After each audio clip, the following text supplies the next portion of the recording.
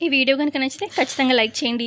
ఎపిసోడ్‌లోకి వెళ్తే పల్లవి తన షో అయితే కంప్లీట్ చేస్తుందనమాట. కంప్లీట్ చేసి బయటికి రాగానే స్టూడియో నుంచి ఇక వాళ్ళ మేడమ్ పల్లవి ఒక్క నిమిషం ఆగు అని చెప్పి, ఇదిగో అని చెప్పి పేపర్ ఇస్తుందనమాట ఎన్వలప్.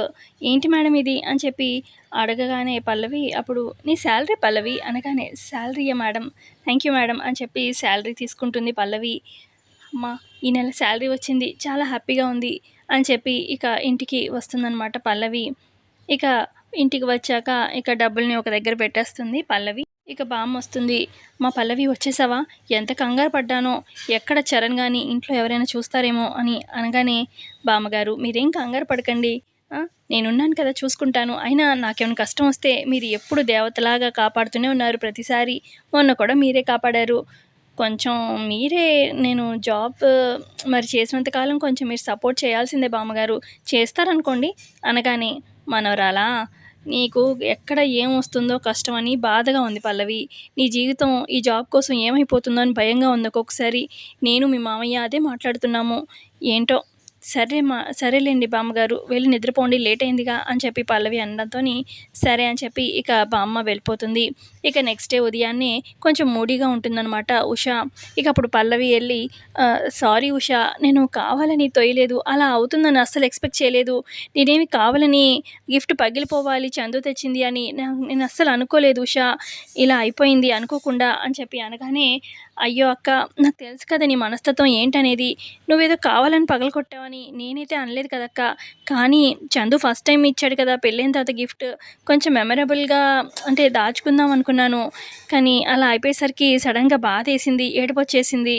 సర్లే అక్క, ఏది జరగాలంటే అదే జరుగుతుంది కదా, అయినా నువ్వు కూడా ఏం బాధపడకులే, నేను కూడా వదిలేశాను అని చెప్పి అంటుంది ఉష. మరోపక్క ఇటు గుండం ఇంట్లో శ్వేత అనుకుంటూ ఉంటుంది తన రూమ్లో కూర్చొని, ఎంత బంగ్లాలాగుంది, అసలు హాస్టల్లో ఒక మూల పడున్నాను ఇన్ని రోజులు అనాథ శరణాలయంలో.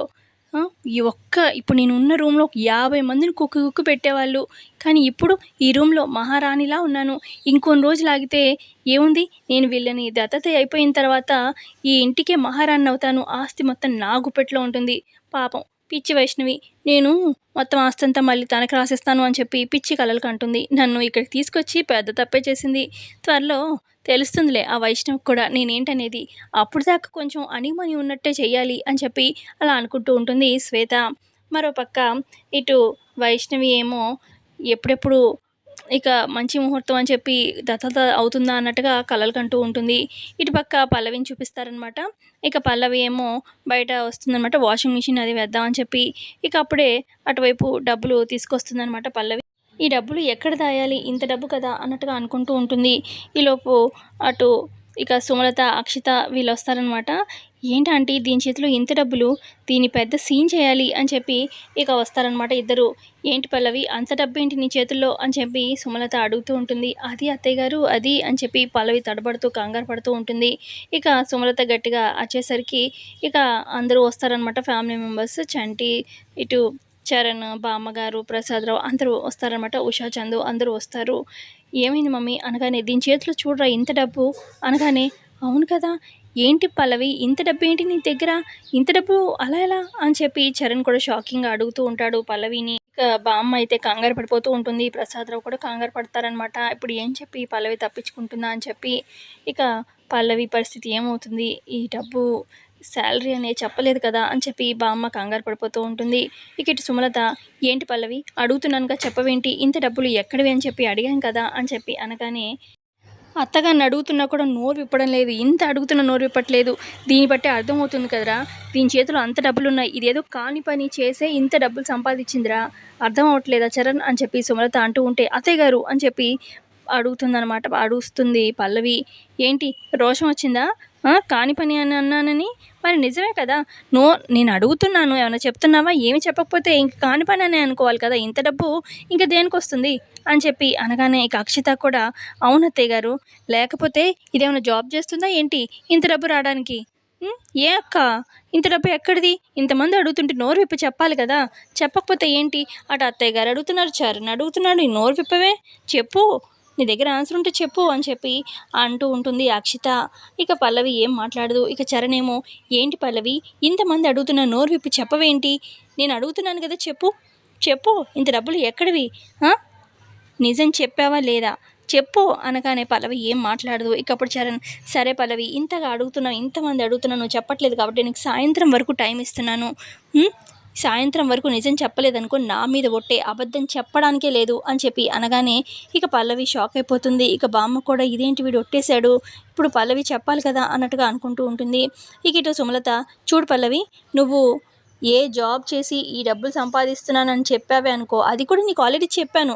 ఏ చిన్న తప్పు దొరికినా నిన్ను ఇంట్లో నుంచి గెంటేస్తాను అని చెప్పి, ఆ జాబ్లో జాయిన్, ఈ జాబ్లో జాయిన్ అని అర్ధరాత్రి వెళ్తున్నాను, ఈ పిచ్చి పిచ్చి సాకులన్నీ చెప్పి ఇదిగో ఈ శాలరీ వచ్చింది, ఇవన్నీ చెప్పినా కూడా నువ్వు ఇంట్లో నుంచి బయటే ఉంటావు, నిన్ను మాత్రం ఇంట్లో ఉంచుకునే ప్రసక్తే లేదు, అర్థమవుతుందా అని చెప్పి సుమలత అక్కడి నుంచి వెళ్ళిపోతుంది.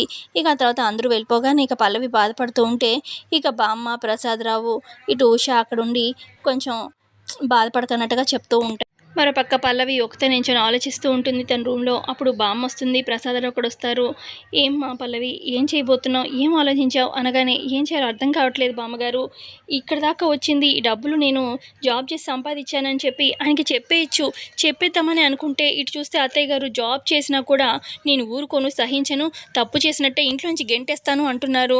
ఇప్పుడు నేను ఆయనేమో ఒట్టు కూడా పెట్టుకున్నారు కదమ్మా అని చెప్పి అనగానే, అదే బామ్మగారు, అటు చరణ్ ఏమో తన మీద ఒట్టు పెట్టుకున్నారు, ఎలాగైనా నిజం చెప్పాల్సిందే, నిజం చెప్తేనేమో ఇంట్లో ఉండనివ్వరు అత్తయ్య గారు, నాకు ఏం చేయాలో అర్థం కావట్లేదు బామ్మ అని చెప్పి బాధపడుతూ ఉంటుంది పల్లవి. మరోపక్క ఇటు అక్షిత, సుమలత ఇద్దరు మాట్లాడుకుంటూ ఉంటారు. ఈ పల్లవికి వేరే ఆప్షన్ లేదంటీ, అది ఖచ్చితంగా జాబ్ చేసే ఈ డబ్బులు సంపాదిస్తుంది. ఎందుకంటే అది రాత్రిపూట బయటకు వెళ్ళి నేను చాలాసార్లు గమనించాను ఆంటీ, తను జాబ్ చేస్తుంది. నేను ఇంతకుముందు కూడా చెప్పాను కదా, కాలేజ్లో ఒక అతను వచ్చి డబ్బులు ఇచ్చాడు అని, నీ కష్టార్జితం అని కూడా చెప్పాడని చెప్పి అన్నాను కదా, ఇది ఖచ్చితంగా జాబ్ చేస్తుంది ఆంటీ అని చెప్పి అనగానే, సరే అయితే జాబ్ చేయని, మనకే మంచిది కదా, అంటే ముందే చెప్పాను కదా, జాబ్ చేసిన ఇంట్లో ఉంచను, నువ్వు తప్పు చేసినట్టే అని చెప్పి, సో ఏ రకంగా అయినా ఈరోజు పల్లవి ఇంట్లో నుంచి పంపించేస్తాను అని చెప్పి ఇద్దరు అనుకుంటూ ఉంటారు. మరోపక్క ఇటు సుమలత ఇంటికి ఆటో వేసుకొని ఒక కుటుంబం వస్తారనమాట.